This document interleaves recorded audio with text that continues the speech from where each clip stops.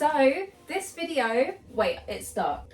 So this video is me giving back, and also wait, this video is a big thank you. Thank you to like 470 of you who I definitely do not know that have chosen to subscribe to me. This is so nice. 500 people, do you know how many people that is? That's like a small theatre. If you were going to see, I don't know, Hamilton in a small theatre, that's you guys. And I'm very, very grateful. I'm very, very grateful. Thank you. Oh, how cool. Anyway, so to give you my thanks, I am going to, I'm going to show you guys how to make Japanese fun, depending on if you find this interesting and fun. Learning a language isn't hard, it doesn't need to be hard, and especially with Japanese. Things that I do that make learning Japanese insanely enjoyable and not painstakingly grueling in any way. I hope you enjoy, and thank you very much. Yeah. Literally make learning a language fun. You can download an insane amount of games off the internet, which is legally questionable. I wouldn't recommend anybody do it. However, it's on the internet right now and it's free. Games can be downloaded, which can be great learning material. It can be things that you've played in the past when you were a child. It can be brand new games which you perhaps couldn't afford or weren't made available in your region. However, now they are made available. And you know, there may or may not be tutorials lingering on the internet as well. Yeah, so Tomodachi Life, Tomodachi Collection, both of those are in English and Japanese, and I played that game for the first time ever in Japanese. And oh, what a challenge. What a fun challenge. That's gonna be like the theme of this video. Fun challenge. Next. I had an ATM class this morning, so I'm a little bit like, without being on the side of overconsumption, buying Japanese stationery is a great way to incentivize yourself into getting loads of studying done, getting some Japanese learning materials, maybe from Amazon Japan. If you have Prime, you can most probably, almost definitely get Prime delivery. If I'm honest, Japanese stationery is elite. It's fantastic, especially if you're going to be doing kanji practice, the Chinese characters. You can get water-based brush, pens and ink to do kanji practice on paper by just using water. It appears black and it fades away as it dries, and it's great, to be honest. I got a couple of those. I've since lost them or left them behind in England. Fantastic for kanji practice. And also, if you love calligraphy, it's a great entryway before going into, you know, heavily investing into getting the legit kit. What else is there? I almost forgot. Learning a language, it doesn't need to be difficult, it doesn't need to be hard, but there's something that you need to do mentally in order for that to be the case, and it's to literally become obsessed. Become obsessed. Let it consume you. Let learning this language be your identity.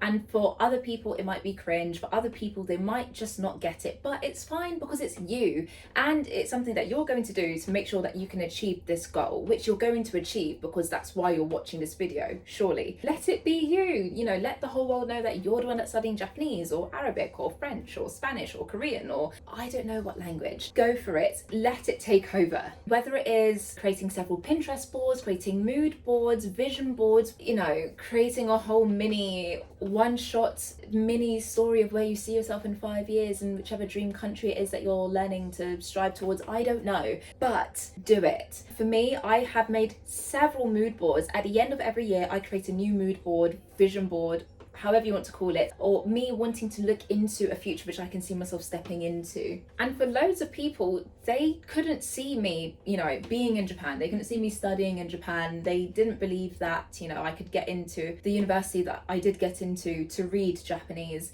But it doesn't matter what other people think. But I'm going into another point now. This is about being obsessed. Your vision board should kind of have like a narrative as well, you know? Your vision board should be so detailed that to other people it might seem incongruent, it might seem a bit messy or scattered and not make sense, but to you, you know, you can look in one corner, you can see the bowl of porridge you want to eat, or you can look in the other corner and you can see the very specific city or town that you want to visit, and then underneath that you will see the car or the workplace, maybe even the office space that you you want to step into. Create a narrative that you can really see yourself striving towards, and let it be something where it seems so distant. It seems painfully distant even. It seems something that's so abstract and morbid, but it's something that you can truly see yourself doing. That is what you need to work towards. It could be your home screen, your lock screen. So every day when you stop your alarm, you're looking at it and you're like, you know what, I'm so tired, but one more day. Let me, roll up my sleeves one more day.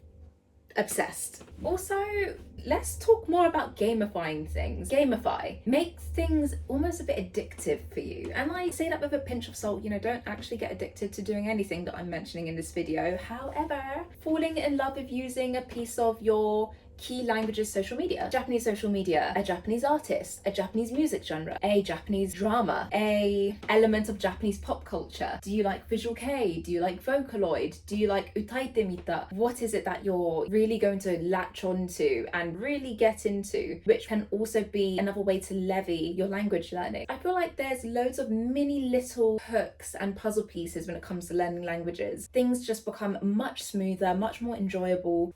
You can almost find a flow when you can enjoy things. If you love vloggers, if you love gamers, find some VTubers, some Japanese YouTubers, some Japanese vloggers, some Instagram live people, TikTok live people who speak Japanese. I mean, they're definitely out there. Find the people who resonate with you most, and honestly, at first you won't understand, and that's just part of learning a language. However, it gets to a point where you go from not understanding at all and it's giving you a headache, to you catching onto a couple of words, to you catching onto an image, to you catching onto context, to you catching onto whole sentences. And then at some point you'll realize that you're catching the joke at the same time and you're laughing with them. And it's in those moments where you think, oh my gosh, it's coming together. I can really see my work accumulating into one piece.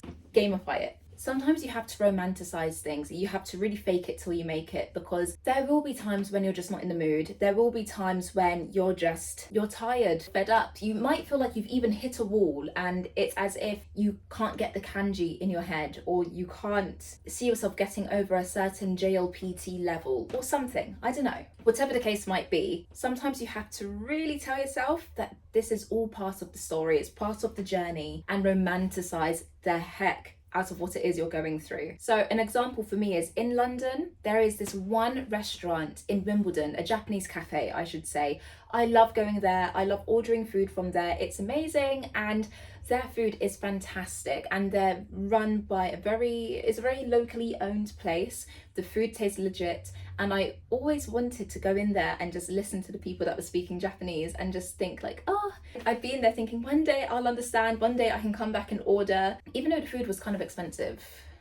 It was an image that pulled me through. It was a treat. Going there and having the food and having their matcha was a treat. Using it as a milestone or a goalpost almost, something to strive for, another mini thing to kind of check off once I get there, it's all a part of the game. It's all a part of the romanticizing.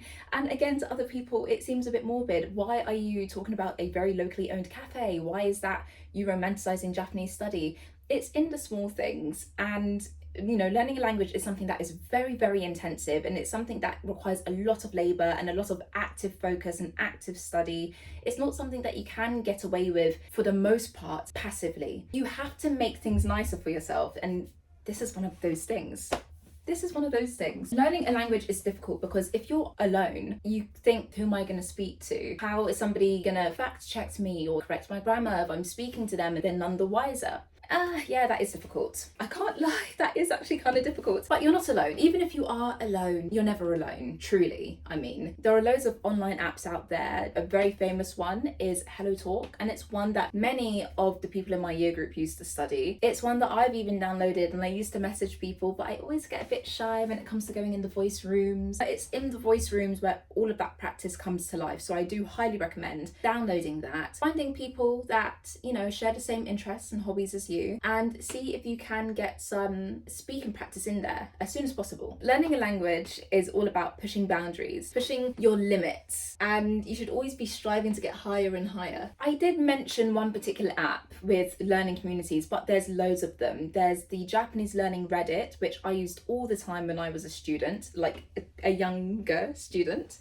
And there's Discord servers. I used a couple. My favorite one is Tokini Andy. He's a YouTuber on here. He has a Discord server, and it's insanely orderly and put together and helpful. And back when I used this a lot, there were like live classes, I guess. It was really fantastic, really great. And you could speak to people who are on a similar level to you in like the chat. So inspiring, so cool. So I actually do highly recommend checking out Tokini Andy's YouTube and his Discord.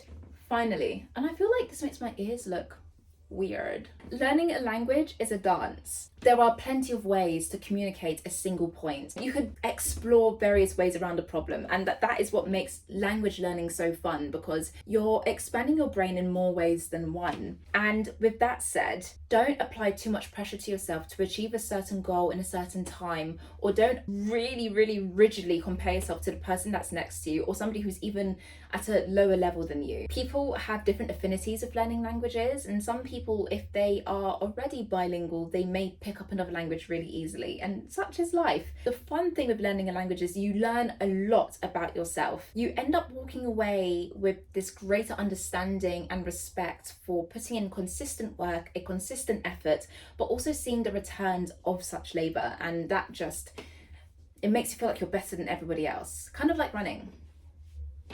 I will say, buying like Japanese manga and Japanese books, like printed books from Amazon, or if you're in London, there's a bookshop in Piccadilly Circus called JP Books.